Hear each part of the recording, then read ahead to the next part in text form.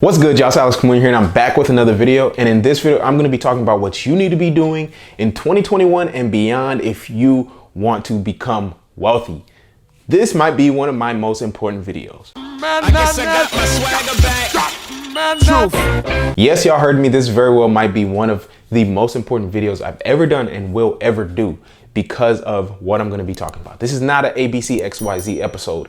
This is information that you need to know. If you've not been yet made aware, the world is changing literally every day right in front of our eyes. And most people don't notice it because they're too busy on social media worrying about what other people are doing. They're too busy worried about who the president is. They're too busy at their jobs, right? They're oblivious to literally what's going on and oblivious to literally the biggest transfer of wealth in human history. Things are no longer going to be the same, right? The things that you've been doing in the past will no longer work in the present and in the future especially. So you need to be adapting. So what do I mean by this?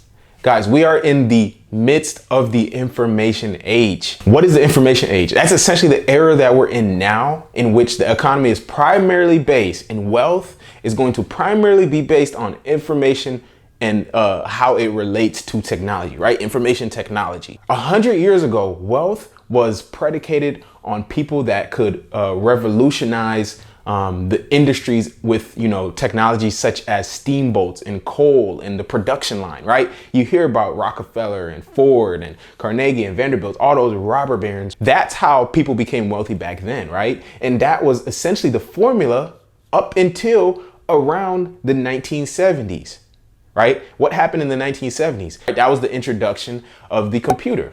Obviously, we have Steve Jobs, we have Bill Gates, we have all these people, all these companies that pioneered the era that we're in today. So today, wealth is based, in the information age, wealth is based on how well you can leverage information and technology, right? I mean, let's just look at the facts. How many businesses have gone out of business over the past decade, right? Since, let's just say 2010, how many businesses have gone out of business because they weren't adapting and leveraging the new technology and information? Blockbuster did not adapt to on-demand streaming, right?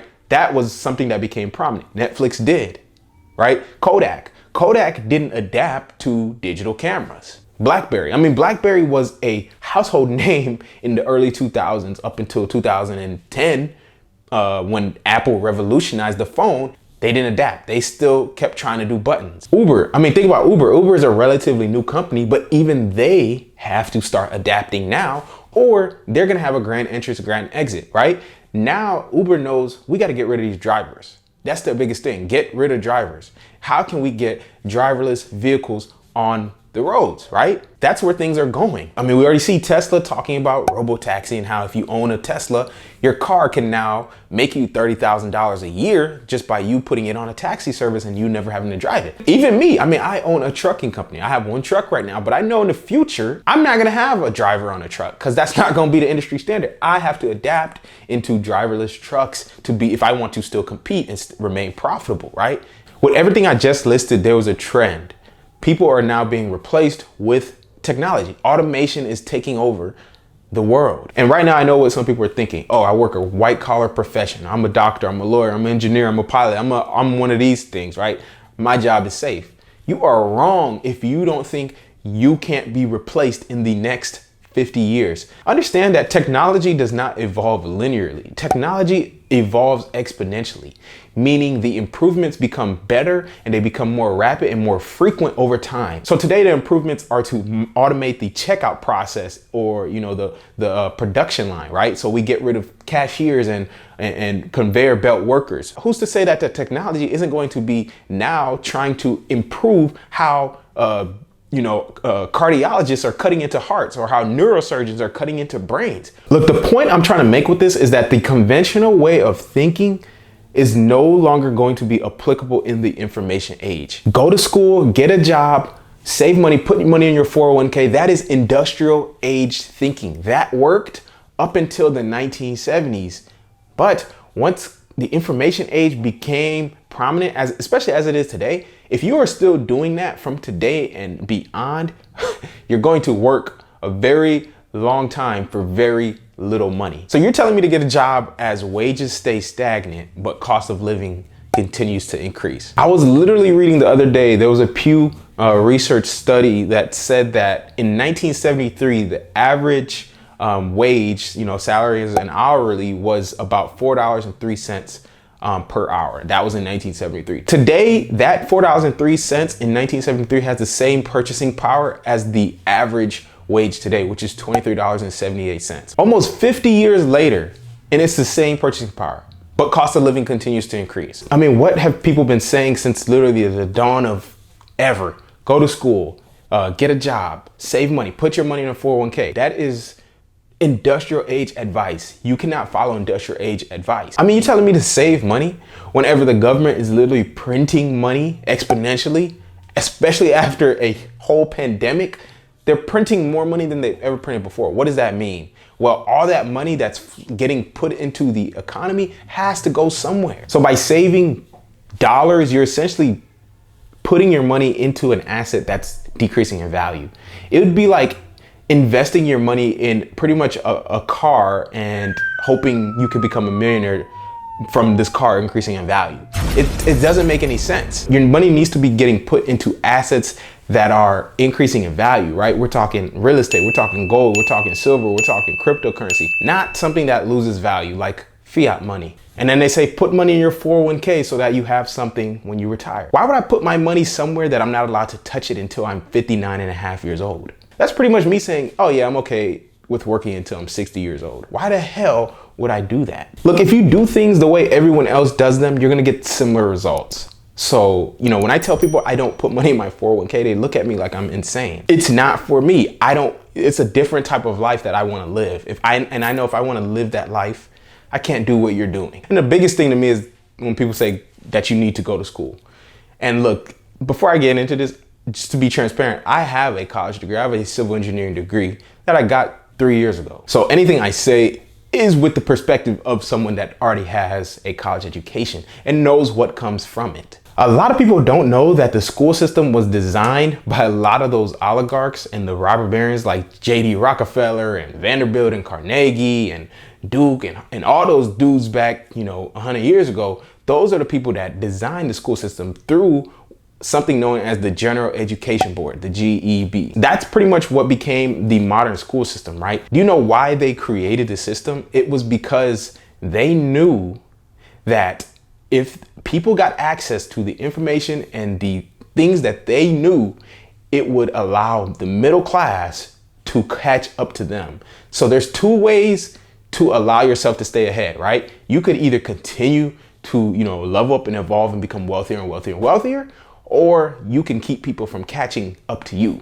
So they chose to suppress people and not let them catch up to them. They knew that if you can control people's minds, you can control everything they do, right? Because if you can control what's going into their head and what's being fed to them, they're not gonna know the difference between what they can do and what they can't do. They're going to only believe that there's only one way to do things. I mean, think about all those names, bro. Vanderbilt, Carnegie, Harvard, Duke, Rice, all those people from that era. What do all those names have in common? They're all named after universities today. It's not a coincidence. They designed the modern school system. The wealthiest people of that era designed the modern school system to keep the middle class from catching up to them. It's not a coincidence that you weren't taught financial literacy in high school, or taxes, or entrepreneurship, or, just basic personal finance. It's not a coincidence at all. It was designed that way. And that's why I'm saying that's industrial age thinking. We are in the information age. In the information age, information is flowing. It is all over. Podcasts, YouTube, Google, anything. You literally have information within seconds access in the palm of your hand. Look, my whole thing is that we're in a new era. Today, you can literally become a millionaire by taking someone's online course that you found on Instagram, teaching a business that you're interested in, applying that information, and literally changing your life and the trajectory of your kids' life and generations just because you got access to certain information.